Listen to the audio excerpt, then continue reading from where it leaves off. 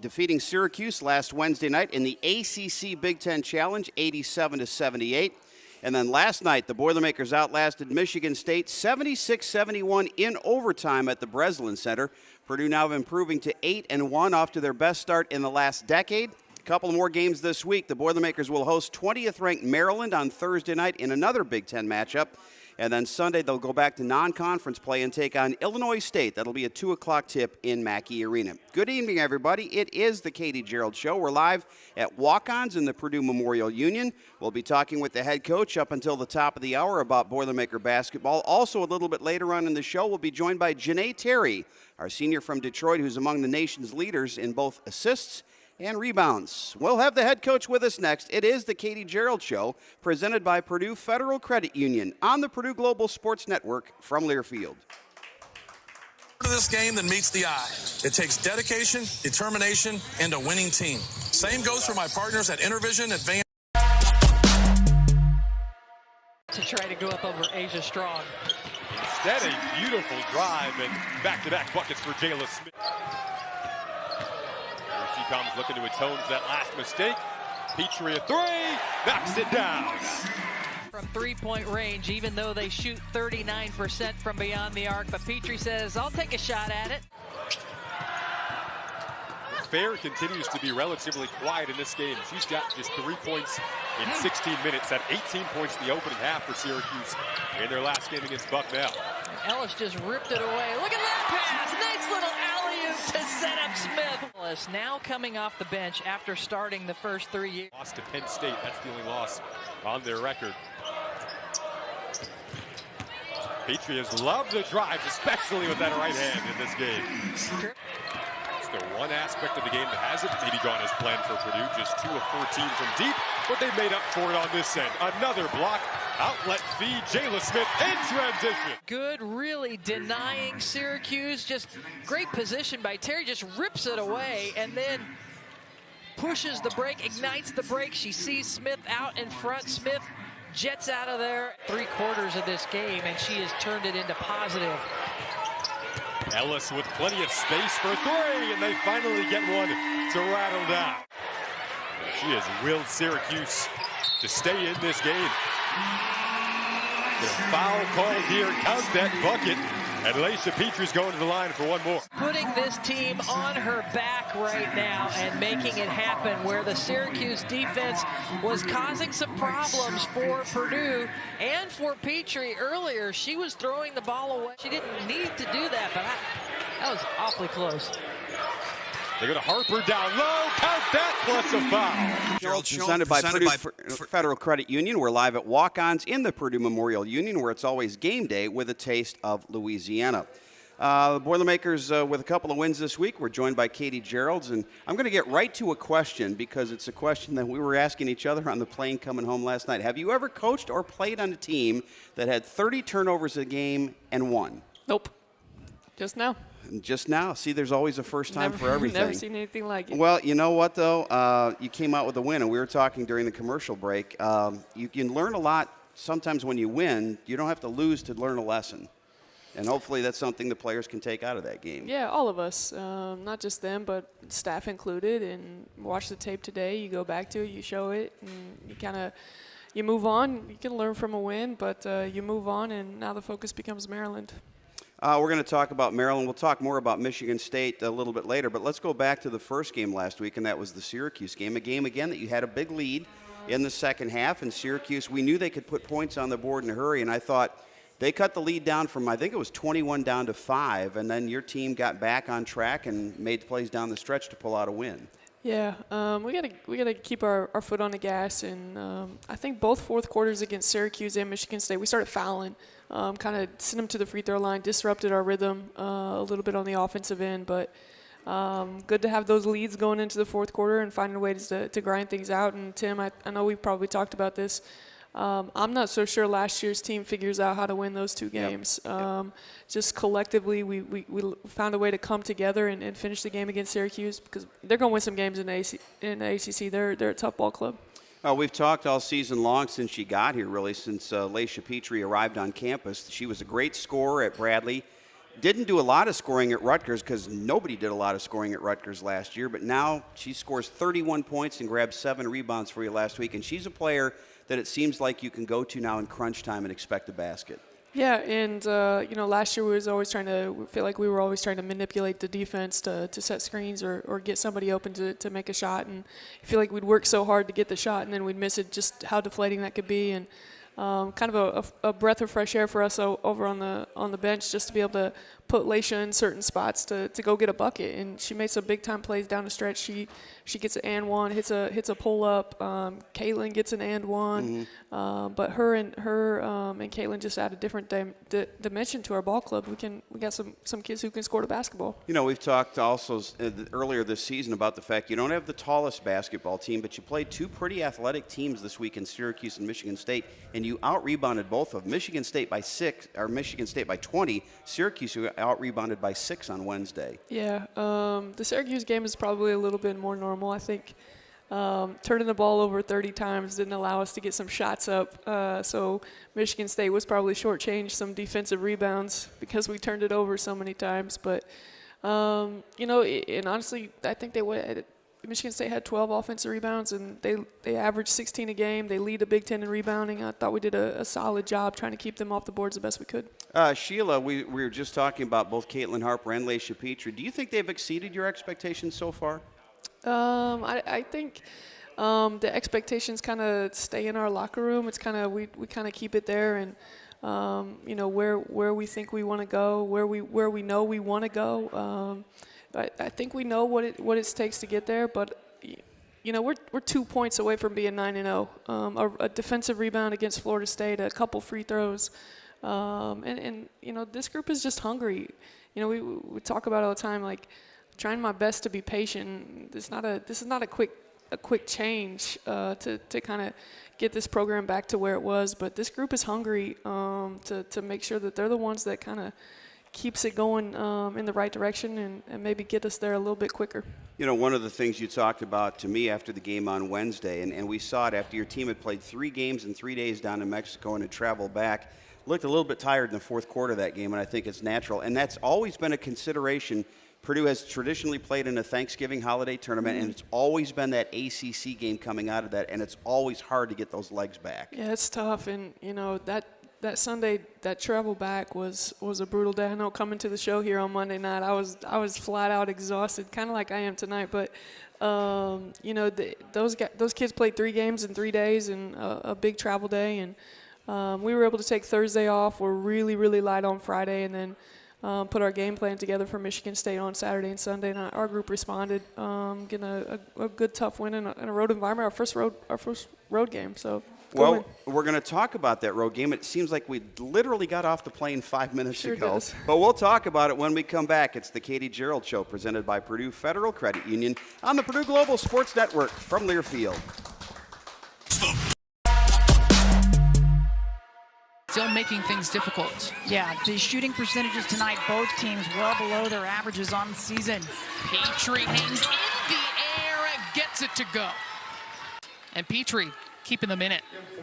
Just saw that little shift and fake left that I think makes the difference in her game, and a big difference between the first and the second quarter. She was 0 for 3 in the first quarter, all 7 points here in the second, and add some more.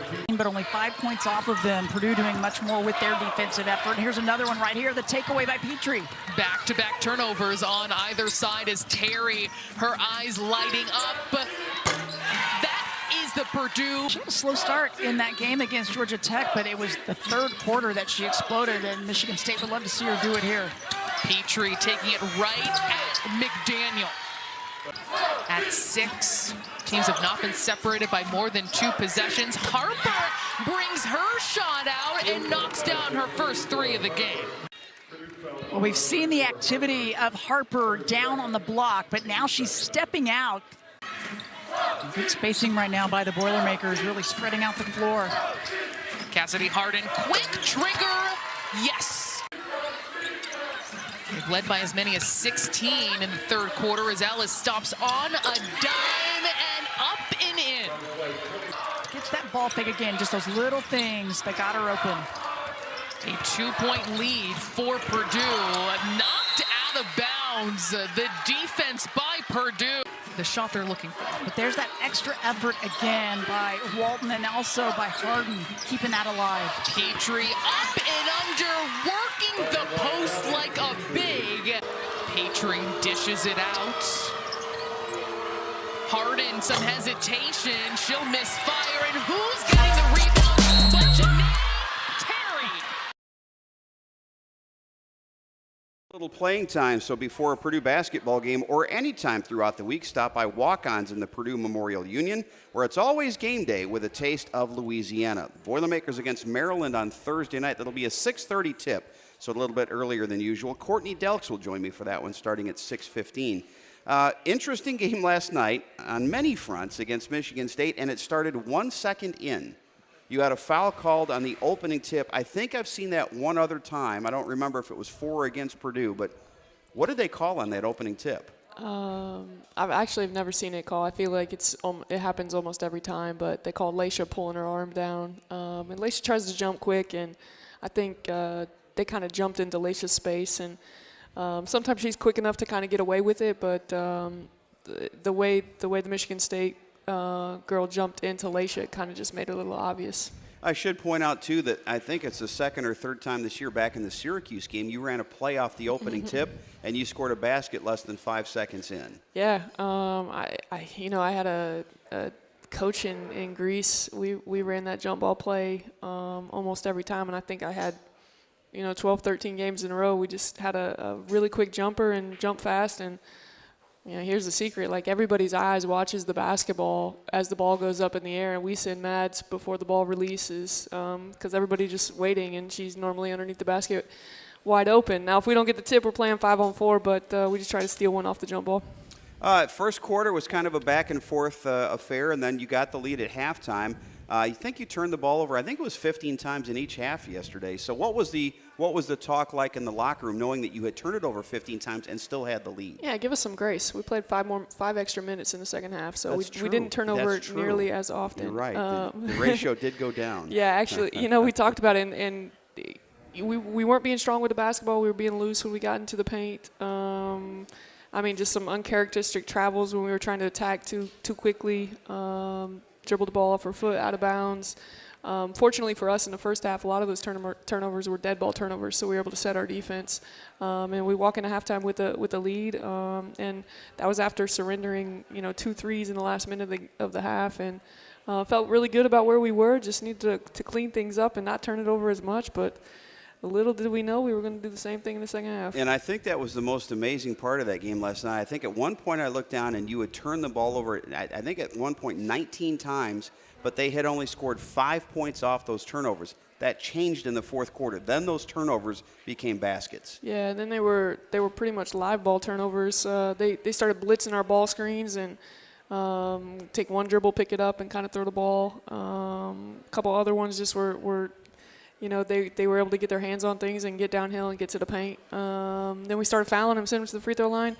I still think they had, I don't know what they finished with, 18 turnovers, and we scored more points off of their turnovers than they did ours. So we'll try to clean things up, but just let the game slow down and let it come to us a little bit better. I think the frustrating thing in that, and I pointed out a couple times last night, it's not the fact necessarily that they score off the turnovers, it's the fact that you can't score off your turnovers. I mean, if you're shooting the ball at 40 or 45%, you take 40 or 45% of those turnovers, convert them to points, and it's a whole different game. Yeah, it's pretty much what we talked about. It's like, okay, let's give ourselves some grace, and maybe we turn it over 8 or 9 times, and so 6 opportunities. We missed opportunities to score, and we were shooting it well. I think in the third quarter I looked up and we were over 50% at one time. So I feel like we've shot the ball pretty well all year except for the Florida State game. So just making sure we get opportunities to score it. Ira wants to know, Ira, watching again in Wisconsin, has asked, was it me or were our guards getting mauled when MSU pressed in the second half? I just thought that they picked up their intensity a little bit more, and it's actually something we talked about earlier in the game. They were hard hedging and getting hands on stuff, and the game was being physical, and we were kind of playing on our heels. And I remember one time just telling the group, like, hey, this is the way the game has to. This is the way the game is going to be played because this is the way they're going to call it. We've got to adjust.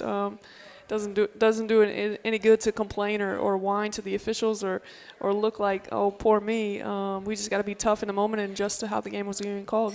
I thought the most impressive thing last night, though, was the fact you had lost a 16-point lead. They're playing at home. They've got the crowd going, and you came out in overtime and withstood that and still won the game. Yeah, I think there's just something to be said about this group. We've got Caitlin and Laisha are new to our squad, but there's so much team players. Caitlin and Laisha are so good about cheering and making sure everybody is locked in and making, it doesn't matter who's scoring, whether it's them or somebody else, they're there for their teammates. And I think there's something to be said. We have 7 kids that are in rotation that were a part of a tough season last year, and in tough moments, I think they just learned to stick those things out and stay together as long as possible. All right, we'll be back in a couple of minutes. It's the Katie Gearlds Show presented by Purdue Federal Credit Union on the Purdue Global Sports Network from Learfield. Board of this game. Still making things difficult. Yeah, the shooting percentages tonight, both teams well below their averages on the season. Petrie hangs in the air and gets it to go. And Petrie keeping them in it. Just saw that little shift and fake left that I think makes the difference in her game, and a big difference between the first and the second quarter. She was 0 for 3 in the first quarter, all 7 points here in the second, and add some more. But only 5 points off of them. Purdue doing much more with their defensive effort. And here's another one right here, the takeaway by Petrie. Back-to-back turnovers on either side as Terry, her eyes lighting up. The Purdue. She had a slow start in that game against Georgia Tech, but it was the third quarter that she exploded, and Michigan State would love to see her do it here. Petrie taking it right at McDaniel. At 6, teams have not been separated by more than 2 possessions. Harper brings her shot out and knocks down her first 3 of the game. Well, we've seen the activity of Harper down on the block, but now she's stepping out. Good spacing right now by the Boilermakers, really spreading out the floor. Cassidy Harden, quick trigger, yes! They've led by as many as 16 in the third quarter as Ellis stops on a dime and up and in. Gets that ball fake again, just those little things that got her open. A 2-point lead for Purdue, knocked out of bounds. The defense by Purdue. The shot they're looking for. But there's that extra effort again by Walton and also by Harden, keeping that alive. Petrie up and under, working the post like a big. Petrie dishes it out. Harden, some hesitation. She'll miss fire, and who's getting the rebound? But Janae Terry. Gearlds Show presented by Purdue Federal Credit Union. We're live at Walk-Ons in the Purdue Memorial Union, where it's always game day with a taste of Louisiana. Purdue Global is Purdue's accredited and affordable online solution for working adults. Persistence pays off at Purdue Global. Boilermakers with 2 home games this week, taking on 20th ranked Maryland Thursday at 6:30 and then Illinois State Sunday at 2 o'clock. We'll talk more about those in just a couple of minutes. The bad news, numbers-wise, 30 turnovers yesterday, although you still won the game. The good news, you were plus 20 in rebounding, 50 to 30. Still making things difficult. Yeah. Maybe they missed out on some defensive rebounds like we talked about earlier, but we kept them off the offensive glass, and they didn't shoot it particularly well. I think they were 25 of 71. And so, I thought we did a good enough job to keep them off the offensive glass. And man, for 2 days, the bubble was on the rim, and shots. We didn't let our guys make any shots for 2 days, making sure we rebounded everything. At the end of every practice, just about every basketball team shoots free throws, and I think we saw why last night. Michigan State left 10 points at the free throw line. They were 14 of 24. Your team was 17 of 20, including 9 for 9 in overtime.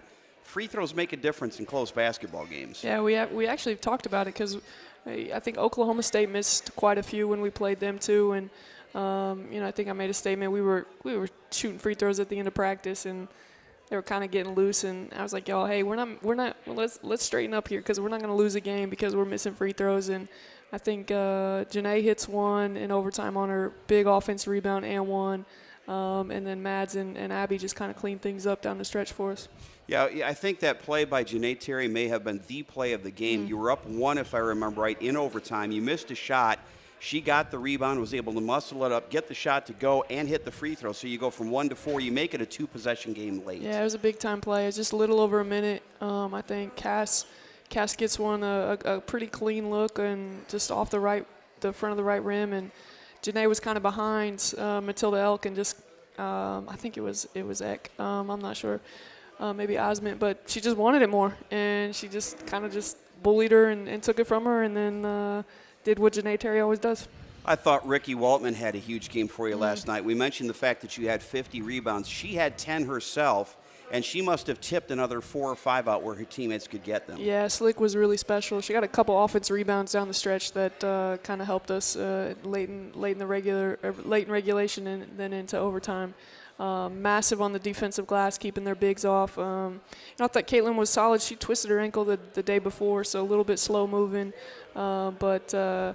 It's Slick, man. You just can't say enough. Like, she's coming off the bench and has adjusted to this new role. And some days she gets some minutes, some days she doesn't. But she's a team player, and we don't win that game without number 35. Yeah, I saw Caitlin after the shoot around yesterday, and they put one bag of ice on one side of her ankle, and she said, "No, I need it on the other side too." So there's a kid. I told her getting older is a little tough. And she's been a real find for you so far this basketball season. She's like the consummate team player. She is. We had her up in the office just to make sure she was doing okay, and because she's not scored it as well. She had a big time 3 against Michigan State last night for us, but just making sure she stays the course. We're gonna keep throwing the ball to her, and I know she's gonna figure it out. And those balls are gonna start to drop for her. But you just talk about a team player, a glue player, just wants to win, and I know you probably know a little bit about her being over here, but she's a very special young lady, the kind of kid that you just dream to coach for the rest of your life. Yeah, very good business student. We're glad to have her. Let's talk a little bit about our next guest, and that's Janae Terry, a player who's among the national leaders in assists and rebounds, and just a player who does whatever needs to be done to win a basketball game. Yeah, she's special. She's so fun to coach. There's always a smile on her face. Outside of a few times this year, I mean, she's just been so steady, and she does exactly what we need her to do. Rebound. She's probably too selfless sometimes, but she wants to get her teammates involved. And she made me a promise last night during the middle of the game, and or towards the end. So I want to hold her to it. That'll stay between us, but I'm gonna hold her to it. All right. Well, we're gonna talk to JT after this break. It is the Katie Gearlds Show, presented by Purdue Federal Credit Union on the Purdue Global Sports Network from Learfield.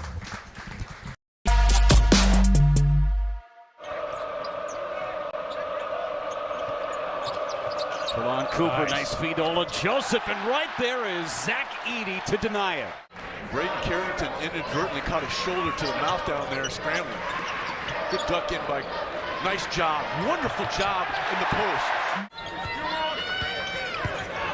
Kaufman-Renn again going on Ola Joseph, and that's his 3rd, and a chance for a 3-point play for Kaufman-Renn. Ola Joseph did a pretty good job of holding his ground, but watch his arms right here. They break down just enough. He did not maintain. They're both up there in the top 3 or 4 in the conference. Wisconsin picked in the bottom 3rd of the conference last year, ended up tying for a share of the lead of it. There's Kaufman-Renn, who was left alone. And there's Edey over the top and one. Cannot defend it.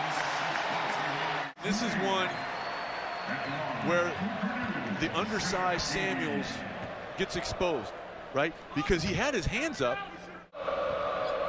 Say Braden Smith's done a nice job on Talon Cooper. Lawyer finishes the fast break. Now they're rotating doubles. They're trying to give Edey a different look. Nice job by Payne. Payne on the denial. Edey got it back, and a chance for a 3-point play. Looked like they might have been able to stop the initial thrust, but how about the great hands and the chance for an and one? Edey left alone. Oh, come on!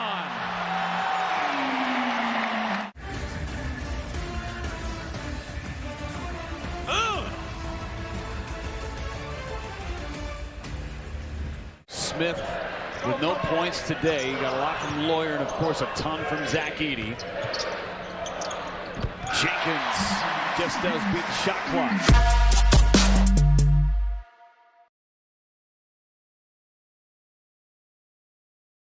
Where we look at how former Purdue student athletes are doing in their professional sports careers. Pro Boilers is presented by Indiana Kitchen Premium Pork Products. Get to know us at indianakitchen.com. Both our Pro Boilers and Indiana Kitchen are boiler made.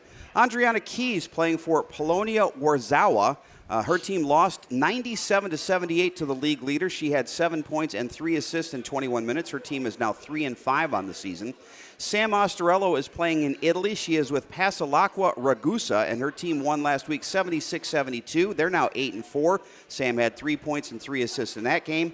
And Aya Traore playing for Sant Joseph in Spain. Her team is 6-4 after a 63-44 win. Aya had 15 points and 9 rebounds in 28 minutes. Speaking of stats, we have one of the original stat stuffers with us tonight, Janae Terry, a senior from Detroit. She is among the nation's leaders, and she's number 2 in the nation in assists per game at 8. She's number 3 in the Big Ten in rebounds, and she is number 2 in the Big Ten in assist-to-turnover ratio. Do you have any idea when you're playing a game how those numbers are stacking up? Do you ever peek up at the scoreboard and see where you are? Maybe once, but not really. I'm just trying to win a basketball game.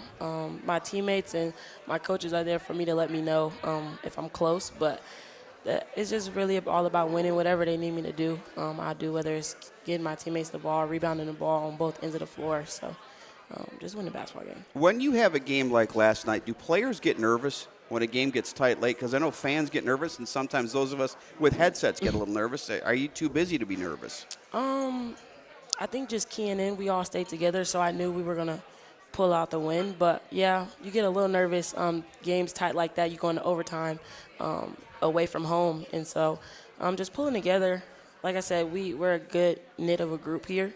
And so I knew we were going to pull out with it. What is it about your personality that allows you, as the coach said in the last segment, to you seems like you always have a smile, and the moment never seems to get too big for you? I love the game of basketball. When I say I love it a lot. So the smile on my face is just joy of being here. I'm blessed to be here. I'm happy to be in these situations, be in these moments with great teammates, great coaching staff, and a great fan base. So their energy strives my energy, and I'm just happy to be here. When did you pick up that love of basketball? When did you start playing? When did you realize that you had an opportunity to take it to a higher level? I started the game of basketball at 5. Just playing around with it, seeing what I could do with the game of basketball. I played golf for a very long time before basketball, so I took that pretty seriously. And then I got on my first basketball team when I was 11, and from that point on, just took it serious, got with a good group of people, got with a good group of trainers, and just perfected my craft. Do you still play golf at all? Have you touched a golf club in a while? Not as much now with basketball, especially with the season. I'm trying to stay into the process. So whenever I can, I will, but more during the summertime. A little cold to play outside right now. A little bit cold. So you went out of high school to Illinois, started your career with the Illini, and then decided to come to Purdue. We've talked a lot in the last few weeks about players transferring, going into the portal. What was it to make the decision to come here to West Lafayette? The fans and the family environment on and off the floor. Because it was during my my first time, I didn't really get on campus. But the energy that I felt through the telephone made me just want to be here, want to buy into what Purdue was all about. Obviously, Coach Katie coming in helped me out a lot. Her energy, her experience just drawed me in even more through every conversation we had. And then just meeting my teammates, they just brought in so much love and so much energy to me. And they believed in me from the start. So I'm just, like I said, I'm happy to be here. You know, I'm curious of the players who are in the program now. A lot of you were recruited either at your original school or at this school through the COVID pandemic. How difficult was that to try to make decisions on where to go when, as you said, you can't make campus visits at times? It was pretty difficult just because you want to be here. You want to see the culture of the environment on campus, at games and stuff like that. So it was pretty hard, but like I said, the energy that I got through the coaching staff, through my teammates that I talked to over the phone was amazing. It felt like I was already here. So. All right, we're with Janae Terry. We're going to have more after this break. We'll come back in a couple of minutes. It is the Katie Gearlds Show presented by Purdue Federal Credit Union, and this is Boilermaker Basketball on the Purdue Global Sports Network.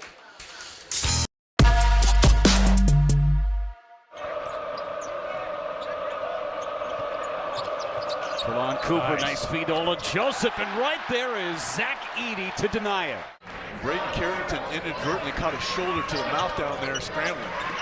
Good duck in by, nice job, wonderful job in the post. Kaufman then again going on Ola Joseph, and that's his third and a chance for a three-point play for Kaufman-Renn. Ola Joseph did a pretty good job of holding his ground, but watch his arms right here. They break down just enough. He did not maintain. They're both up there in the top 3 or 4 in the conference. Wisconsin picked in the bottom third of the conference last year, ended up tying for a share of the lead of it. There's Kaufman-Renn, who was left alone. And there's Edey over the top and one. Cannot defend it. This is one where the undersized Samuels gets exposed, right? Because he had his hands up. I'll tell you, Braden Smith's done a nice job on Talon Cooper. Lawyer finishes the fast break. Now they're rotating doubles. They're trying to give Edey a different look. Nice job by Payne. Payne on the denial. Edey got it back and a chance for a three-point play. Looked like they might have been able to stop the initial thrust, but how about the great hands and the chance for an and one? Edey left alone. Oh, come on!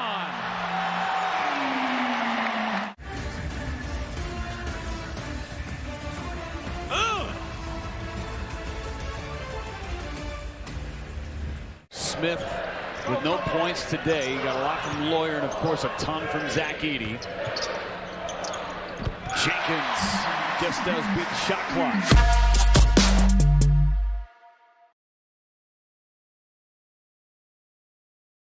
Back to the Katie Gearlds Show, presented by Purdue Federal Credit Union. We're live at Walk-Ons in the Purdue Memorial Union, where it's always game day with a taste of Louisiana. Lafayette Limo, family-owned, women-owned, serving Greater Lafayette for over 33 years. Shuttles to and from Indianapolis and O'Hare airports 365 days a year.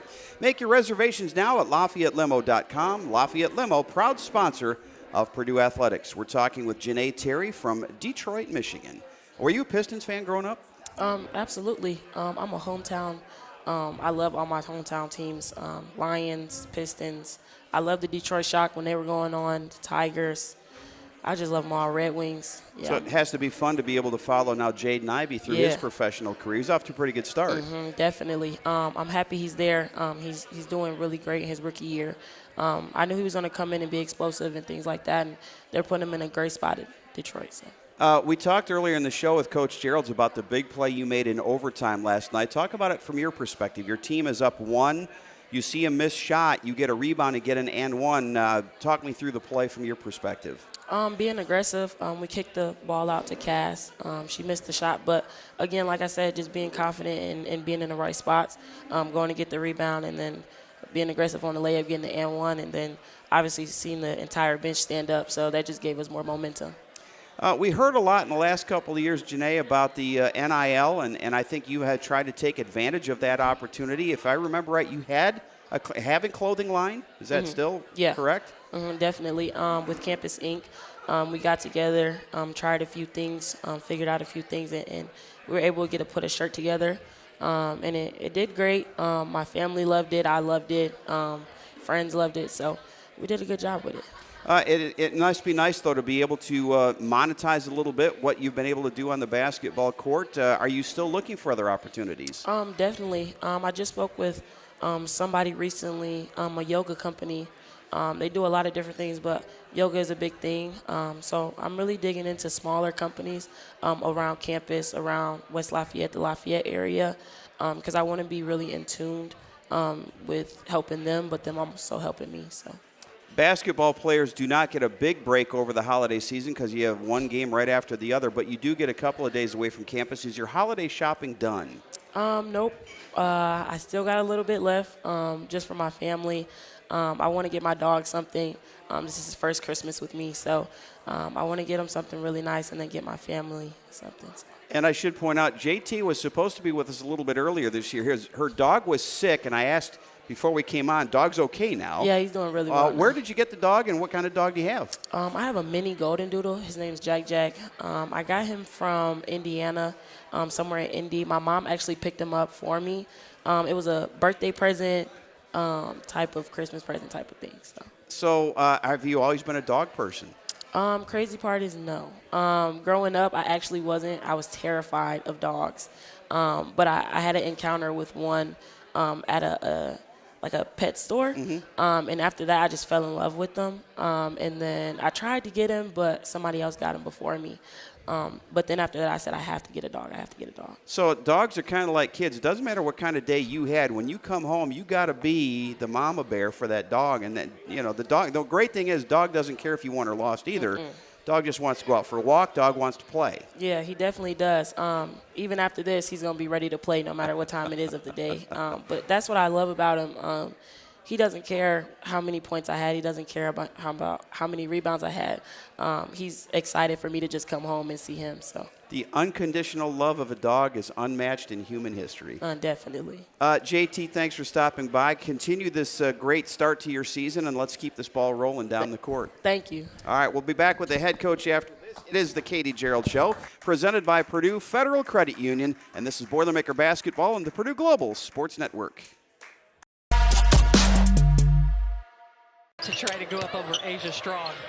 Instead, a beautiful drive and back-to-back buckets for Jayla Smith.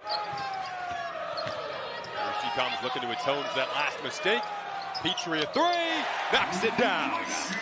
From three-point range, even though they shoot 39% from beyond the arc, but Petrie says, I'll take a shot at it. Fair continues to be relatively quiet in this game. She's got just 3 points in 16 minutes. At 18 points in the opening half for Syracuse in their last game against Bucknell. Ellis just ripped it away. Look at that pass. Nice little alley-oop to set up Smith. Ellis now coming off the bench after starting the first 3 years. Lost to Penn State. That's the only loss on their record. Petrie has loved the drives, especially with that right hand in this game. The one aspect of the game that hasn't maybe gone as planned for Purdue, just 2 of 14 from deep, but they made up for it on this end. Another block, outlet feed, Jayla Smith in transition. Good, really denying Syracuse, just great position by Terry, just rips it away and then pushes the break, ignites the break. She sees Smith out in front. Smith jets out of there. 3/4 of this game, and she has turned it into positive. Ellis with plenty of space for 3, and they finally get one to rattle down. She has willed Syracuse to stay in this game. The foul called here, count that bucket, and Laisha Petrie's going to the line for one more. Putting this team on her back right now and making it happen, where the Syracuse defense was causing some problems for Purdue and for Petrie earlier. She was throwing the ball away. She didn't need to do that, but that was awfully close. They go to Harper down low, count that plus a foul. Up into this Purdue.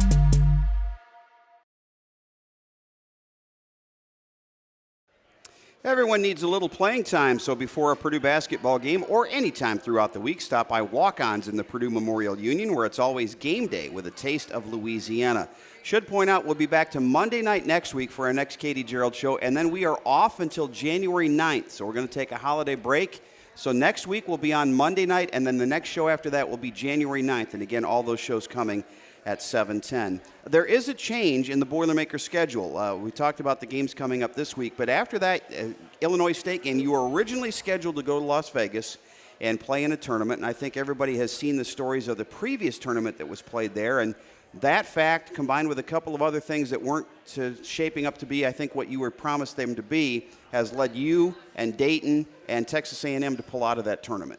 Yeah, unfortunate. We were really looking forward to going to Vegas and spending more time together in an intimate, trip like that.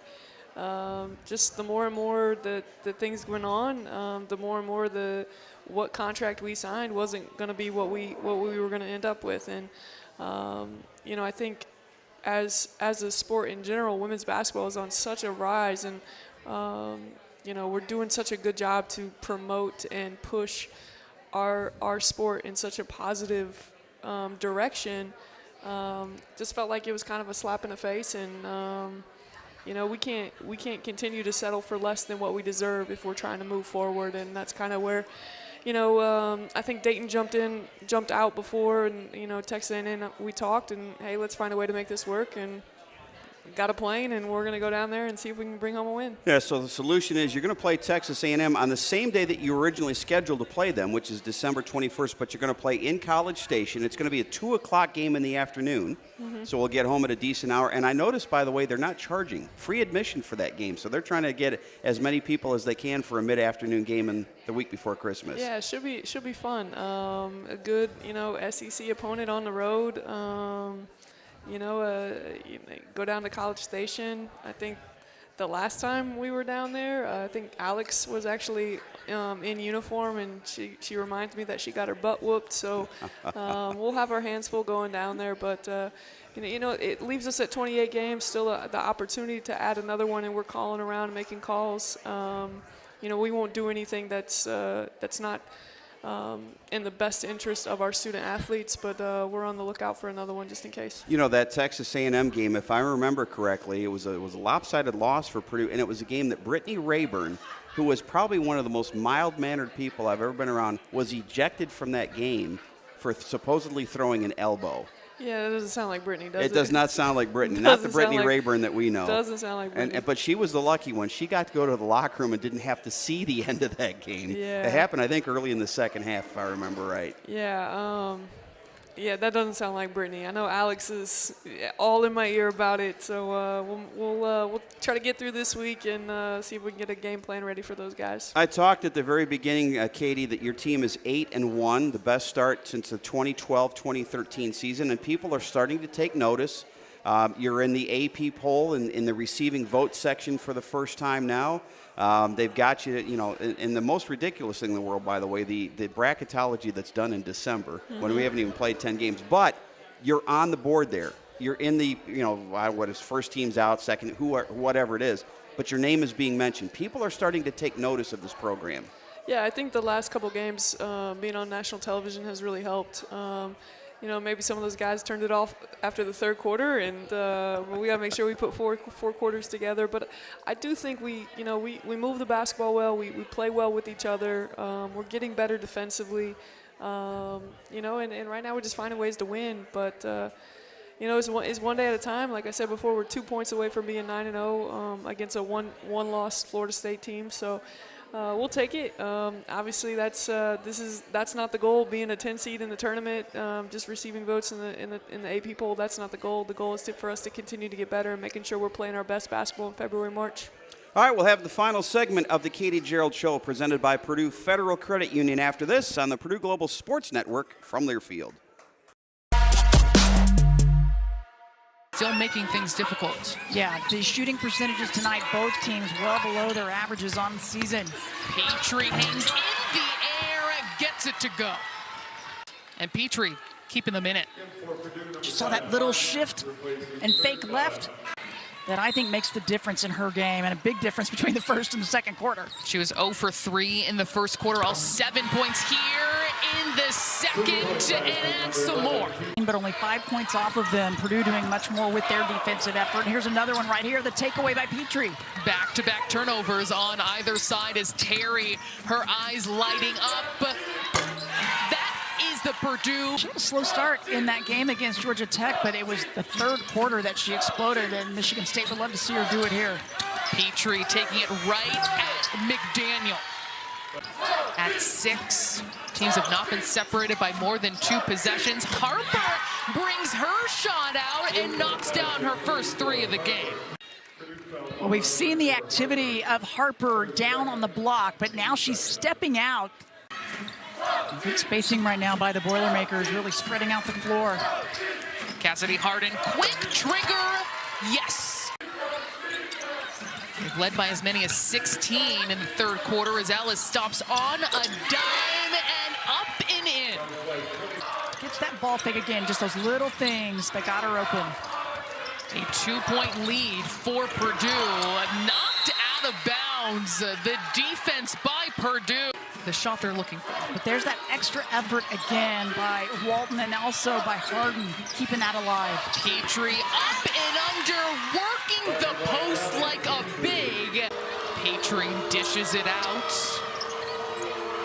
Harden, some hesitation. She'll miss fire. And who's getting the rebound? But Terry. And is presented by Purdue Federal Credit Union, home of the official credit union for Purdue fans. Learn more about their products and services at purduefed.com. We've mentioned Maryland coming to Mackey Arena on Thursday night, the 20th ranked Terrapins. You can talk about a team that's a little up and down. Last week they go on the road and beat number 7 Notre Dame at the buzzer on a jumper by Diamond Miller, and then they go home over the weekend and lose to Nebraska by 23 points. Yeah. I have to imagine we're going to see probably the better version of Maryland, you would think, coming off a loss last weekend. I would think so. I think I told our group today, I don't know that anybody's better than getting their team to turn around than Brenda Free. So we'll have our hands full, but I'm just excited for the opportunity to play against a really good ball club. You know, they've been better on the road. Their road win at Notre Dame, their road win at Baylor. They're scoring more points on the road. They're giving up less points on the road. So I expect a team that's hungry and a little irritated with what happened with Nebraska, and we got to come out. We got to handle it right away. If we don't, then it could get ugly real quickly. You know, I thought in the past Diamond Miller was a little bit underutilized. I don't know if underutilized is the right word. They had so many good players offensively. She didn't probably get the touches that she gets now. She is the focus of their offense, and she is really talented. Man, she's tough. She's going to be a matchup nightmare for us between her and Sellers. Just their ability to score and get in the paint. They've got some transfers that can shoot the ball from the perimeter. And like I said, I don't know of any coach that's going to have their group more ready to go than what Brenda will have her team ready to go on Thursday. Win or lose that game, you're going to have a challenge on Sunday because you take on an Illinois State team that's 6-2, but they have wins this year over Dayton, Louisiana Tech, and Wisconsin already. Yeah, tough ball club, and we stole one when we went there last year, and this is kind of the return trip. So they're playing really well, playing confident, very well coached. They'll know all our sets, so we're going to make sure we're locked into making sure we're executing and all of that. But we'll focus in on Maryland at 6:30 on Thursday, and then we'll move on to Illinois State. Well, it's a great run the team is on right now, Katie. 8-1, 1-0 in the Big Ten. Let's keep this thing rolling with a couple home wins this weekend. Sounds good to me, Tim. All right, again, the Boilermakers will take on the Maryland Terrapins on Thursday. That'll be a 6:30 tip. Courtney Delks joins me for that one, starting at 6:15, and then Purdue goes back into non-conference play, taking on Illinois State. That game will tip at 2. Jane Schott and I will have the broadcast starting at 1:45 on Sunday. Thanks to our engineer, the legendary Gary Klein, joining us tonight. Producer Roger Forsyth. Hunter Massengill providing the video for you on Facebook tonight. We appreciate everybody who watched on the Purdue Athletics site. Again, we'll be back here next Monday night for our next Katie Gearlds Show, and that's the last one before the holiday break, so it'll be the last show before January 9th. For the head coach and for Janae Terry, this is Tim Newton. We hope to see you at Mackey Arena on Thursday night as the Boilermakers take on the Terrapins. Until then, good night, everybody. We'll see you Thursday as the Boilermakers get back into Big Ten play. Good night.